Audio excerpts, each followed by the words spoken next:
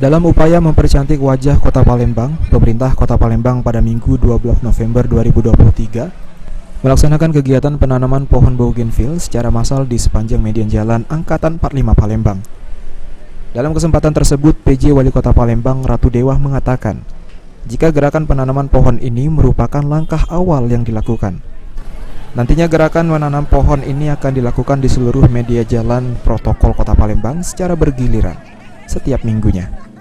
Saya coba mengadakan sebuah gerakan untuk menanam pohon menanam kembang bougainville. Ini adalah sebuah gerakan awal di seluruh pusat-pusat di jalan-jalan protokol, di median jalan. Kita tanami kembang, nanti akan seluruh ke jalan-jalan berikutnya secara bergiliran.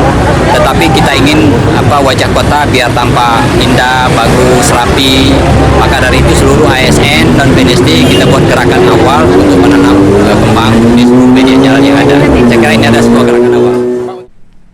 Ditambahkan Ratu Dewah, pemilihan pohon bougainville sendiri karena merupakan salah satu jenis tumbuhan yang kuat di berbagai musim.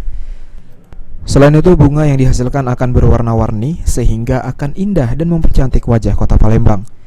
Tidak hanya di bagian ilir Palembang, jalan di bagian ulu mulai dari Pelaju hingga Kertapati akan ditanami pohon bougainville. Sandi Pratama, Pol TV.